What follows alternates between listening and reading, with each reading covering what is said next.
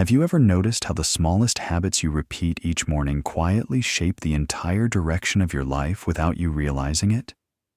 How one single action done every day or avoided every evening silently builds the person you become over months and years of repetition? Stay with me until the very end, because what you are about to hear might completely change the way you wake up tomorrow morning.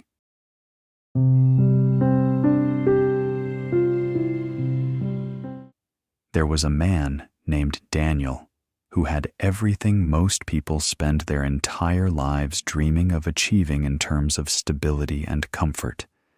A steady job that paid well, a roof over his head, and people who genuinely cared about him and wanted him to be happy.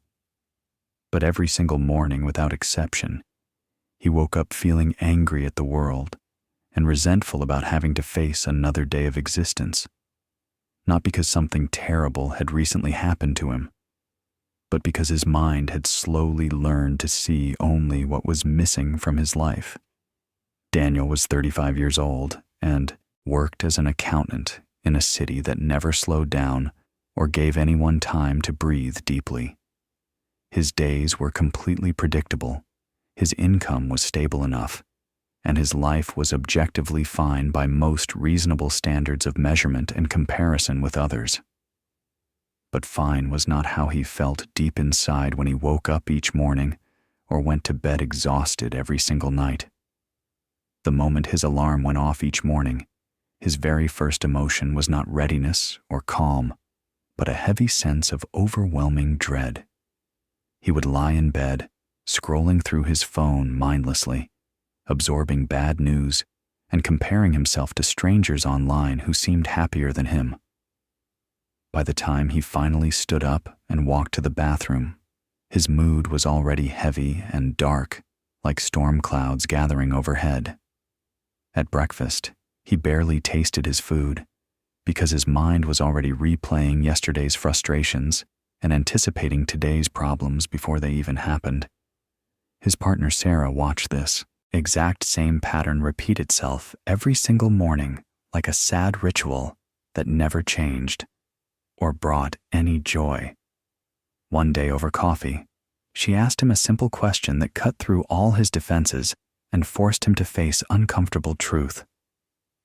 When was the last time you actually enjoyed waking up and felt grateful to be alive instead of immediately dreading the day ahead? Daniel stared into his coffee cup for a long moment, completely unable to remember a single recent morning when he felt genuinely happy. Maybe when I was a kid, he finally said quietly, before life got so complicated and heavy and filled with responsibilities that drained me. Sarah looked at him with sadness in her eyes, the kind that comes from watching someone you love slowly disappear into their own darkness. You are alive, Daniel, she said softly but firmly, trying to break through the fog of negativity that surrounded him like thick, invisible walls. You are healthy. You have people who genuinely love you, but you act like life is something to survive instead of something to live. Her words stung because they were absolutely true, and he could not deny them or make excuses or blame anyone else for how he felt. But Daniel did not know how to change what felt completely automatic, like a program running in his mind, without his conscious permission or control. He told himself he would be happy later when things were easier, when he had more money, when work finally calmed down permanently.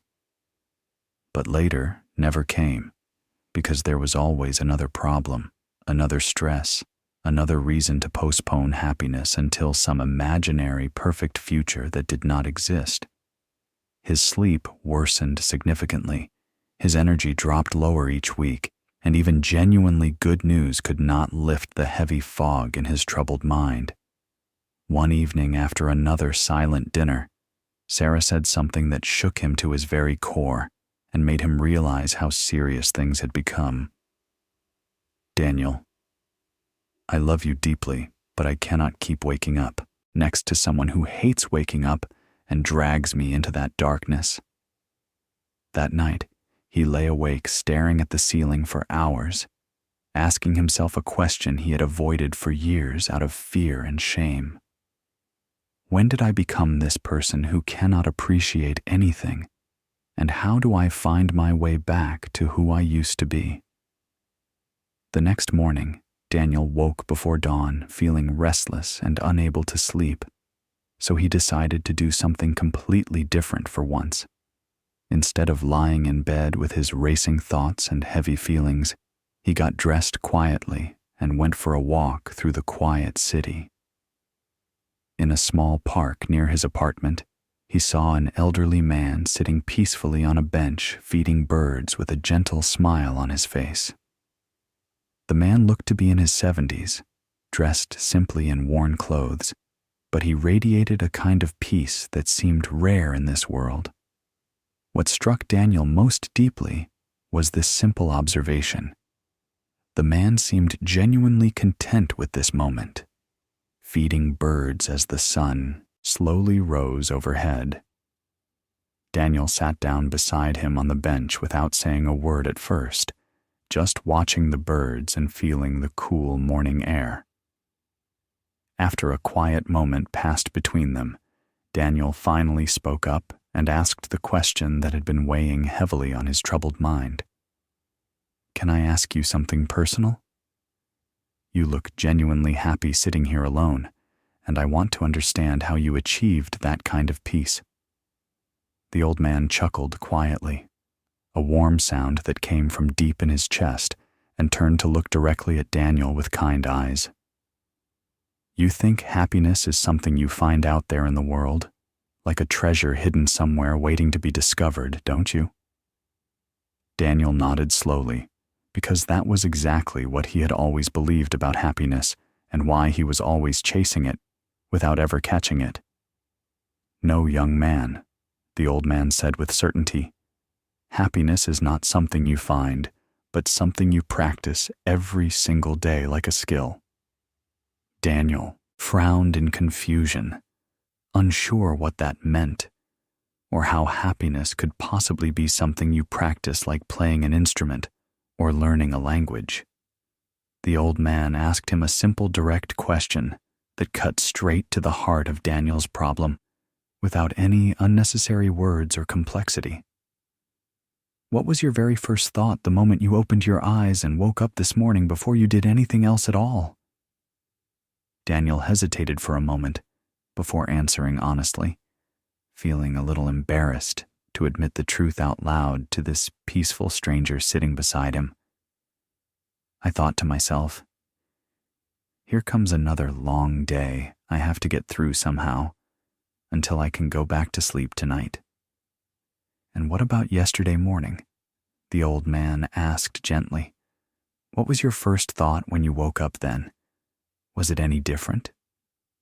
"Pretty much the same heavy feeling," Daniel admitted quietly, and suddenly he realized the pattern had been repeating for years without him noticing or caring. The old man nodded slowly with understanding in his eyes, like he had heard this story many times before from other people just like Daniel. "You have been training your mind every single morning to see problems first," he said, "and now you are very, very good at it." Those words hit Daniel like cold water splashed on his face, waking him up to a truth he had never considered or thought about before. He had never thought of his negative thoughts as training or practice, but it was absolutely true when he reflected on years of repetition. Years of waking up with negative thoughts had made negativity his default setting, his automatic response, his first instinct about everything in life around him. "Is there any way to untrain it?" Daniel asked quietly with a hint of hope. "Or am I stuck like this forever because of habits?" The old man smiled warmly and pulled a small, worn notebook from his jacket pocket, its pages filled with handwriting that looked like years of entries. "For the past 20 years without missing a single day," he said. "I have done the same thing every morning before anything else happens. Before I check my phone or think about my day or worry about problems, I write down 3 things I am genuinely grateful for today. Daniel looked skeptical and a little disappointed because the solution sounded too simple to possibly work for someone as stuck as he felt right now. That is it, just writing things down in a notebook, Daniel asked. How could something so simple possibly change years of negativity and heavy feelings? The old man picked up 2 small stones from the ground near the bench, one dark and rough, the other light and smooth and worn. Your mind is like a garden that you tend every single morning, he said, and every morning without fail, you plant seeds in that garden. If you plant worry and complaint and resentment every morning, that is exactly what grows in your mind all day long until you sleep.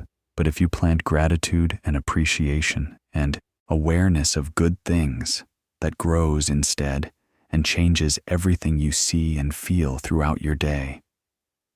He placed both stones carefully in Daniel's hands, letting him feel the weight and texture of each one, the contrast between darkness and light. Right now your garden is completely full of dark stones planted over years, he said, but you can change what you plant starting tomorrow morning. The old man explained the practice clearly and simply, so Daniel would understand exactly what to do and how to do it without confusion. Every morning before your feet touch the floor and before you reach for your phone, write 3 specific things you are grateful for today. Not vague things like health or family that sound nice but mean nothing concrete, but real specific moments from your actual lived experience. He showed Daniel his own entry from that morning, written in careful handwriting that showed years of practice and dedication to this simple ritual. The way sunlight came through my window and warmed my face, the smell of fresh coffee brewing, my neighbor's daughter waving at me yesterday. Small things, Daniel asked, because he had always thought gratitude was supposed to be about big, important things, like health and family and success. The smallest things you can possibly notice, the old man confirmed, because the small things are the life you are actually living right now today. The big things like success and achievement and future goals are just ideas in your head, but small things are real and happening now. The old man handed Daniel a blank notebook from his bag, pressing it firmly into his hands like he was passing on something precious. 30 days every single morning, he said. 3 things specific and real before you do anything else at all. Can you commit to that?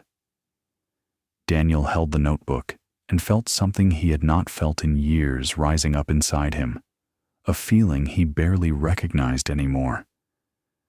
I will try my best, he said quietly, and the old man smiled because trying was enough to begin the journey of transformation and healing. The next morning, Daniel woke up at his usual time and reached automatically for his phone, but then he stopped himself and grabbed the notebook. He stared at the blank page for several long minutes, struggling to think of anything at all, because his mind was not used to this. Finally, he wrote 3 simple things. I woke up today. The bed was comfortable. Sarah is still here sleeping beside me in this apartment. It felt awkward and forced, like he was lying to himself. But he did it anyway, because he had made a promise yesterday. By day 5, his entries became slightly more specific and detailed as he started noticing small things he normally would have completely ignored.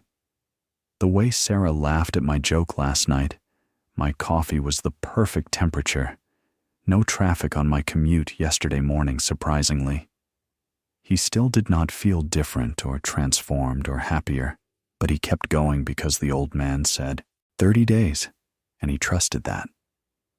On day 12, something shifted inside Daniel's awareness while he was sitting in a frustrating meeting that normally would have ruined his entire mood. Daniel was sitting there feeling annoyed when he noticed sunlight coming through the window, creating beautiful patterns on the wall across from him. Without thinking about it consciously, he felt a small flicker of appreciation rise up inside him, just a tiny moment of unexpected beauty. That is beautiful, he thought to himself, and then he realized something important. I will write about that tomorrow morning in my gratitude notebook. For the first time in years, he was actively looking for beauty instead of problems, searching for light instead of dwelling in darkness. By day 17, his entries became richer and more detailed, filled with observations he would have completely missed just weeks ago in his old state. The sound of rain this morning felt like the world was being washed clean, giving everything a fresh start and clearing away yesterday's dust. Sarah noticed the change in him clearly, even though he had not told her about the notebook or the practice or the old man. You seem lighter lately, Daniel, she said one morning. Something is different about you, but I cannot quite put my finger on what changed. Daniel showed her the notebook and she read several pages slowly, tears forming in her eyes as she understood what he had been doing. You are coming back to me, she whispered with emotion. The Daniel I fell in love with is coming back after being gone for so long. On day 25, Daniel woke up before his alarm went off, not because he had to wake up early, but because he wanted to. He was genuinely excited to write his gratitude that morning, eager to capture the small, beautiful moments from yesterday before they faded from memory. That morning he wrote, I woke up excited for the day ahead. I cannot remember the last time that happened to me before now. On day 30, Daniel returned to the park at dawn to find the old man sitting there feeding birds just like the first time. Daniel sat beside him on the same bench and held out the filled notebook, every page covered in handwriting that tracked his transformation. I did it, he said with quiet pride. 30 days without missing a single morning, and the old man smiled warmly at him. And what changed? The old man asked, even though he already knew the answer from the light in Daniel's eyes and the calm in his voice. Everything changed, Daniel said. Not my circumstances or my job or my problems, but me, the way I see and feel and experience my life. I see differently now. I feel differently now. I notice things I walked past for years without seeing them at all before this practice. The old man placed a hand gently on Daniel's shoulder, a gesture of understanding and pride in someone who had done the difficult work. They were never gone, my friend, he said. Joy and appreciation were just buried under years of practiced negativity that you repeated every morning. What do I do now that the 30 days are finished? Daniel asked, because he did not want to lose this new way of being. Keep going forever, the old man said simply. This is not a 30-day challenge that ends. This is a way of life now. 6 months later, Daniel still writes his 3 gratitudes every single morning without fail, and it has become as natural as breathing to him. It is no longer forced or awkward. It flows easily from his mind and heart, and he looks forward to this quiet ritual. His relationship with Sarah is stronger than ever before. His experience of work has changed completely, and bad days no longer consume him like before. And every few weeks, he meets the old man in the park, and they sit in peaceful silence together, watching the world wake up. Here is the truth that changed Daniel's life forever. You cannot control what happens to you, but you can control where you place your attention. And where you place your attention every single day determines your experience of life, your mood, your relationships, and your sense of meaning. Right now, in this moment, you have a choice about how you will wake up tomorrow morning and every morning after that. You can wake up tomorrow the same way you woke up today, reactive and anxious and dreading the day ahead, like always. Or you can try something different starting tomorrow morning, something simple that might change everything if you commit to it fully and honestly. Tonight, before you sleep, place a notebook and pen next to your bed, not your phone, a real notebook and pen. Tomorrow morning, before your feet touch the floor, write 3 specific things you are grateful for from yesterday or from your life right now. Do this every morning for 30 days without missing a single day, even when it feels awkward or forced or pointless at first. If you commit to this practice honestly, you will not just change your mornings, you will change your entire life from the inside out. Not because life gets easier or problems disappear, but because you get better at seeing the good that is already there waiting. If this story touched you deeply, if you are ready to wake up differently, subscribe now and let us grow together on this journey.